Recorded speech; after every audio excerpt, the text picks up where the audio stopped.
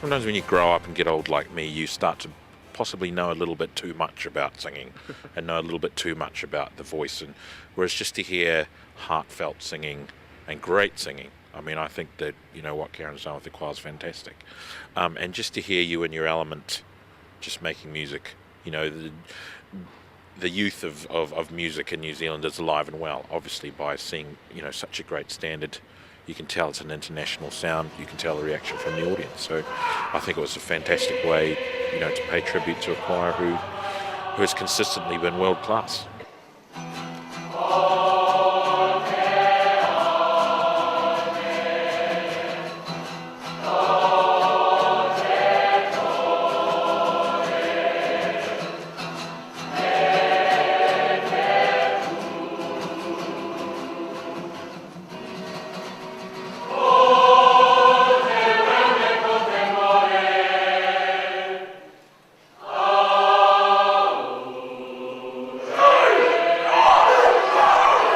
What have you been doing since you've left New Zealand Youth Choir?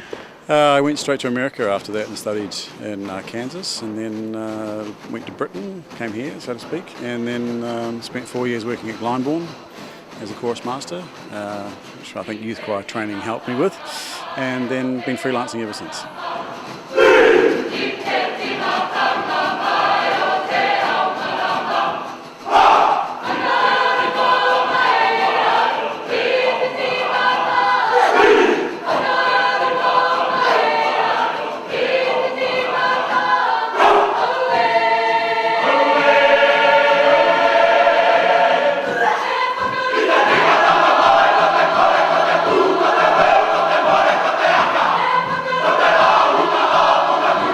It's a different sound, but it's amazing, and the musicianship of the members is really impressive.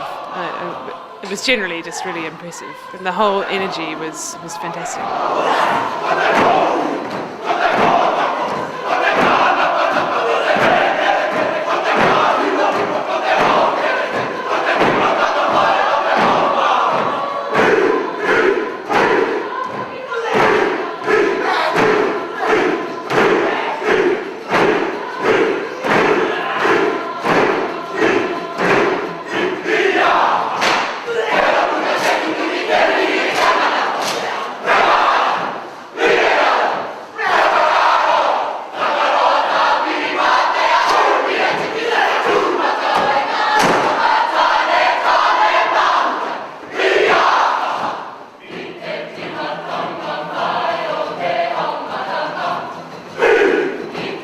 I was never that good, trust me.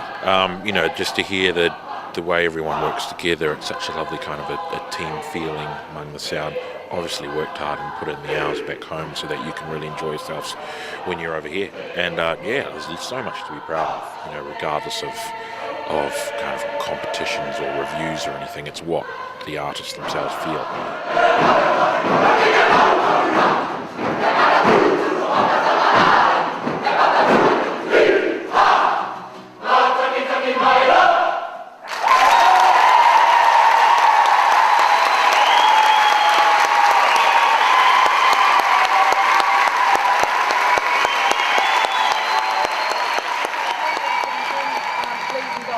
I think what young people have to offer New Zealand is not always applauded and recognised by New Zealand. Neither is it spoken about enough in New Zealand. So I'm delighted to think the Right Honourable Jonathan Hunt actually loved the Kogai. That's the biggest compliment he could pay the choir.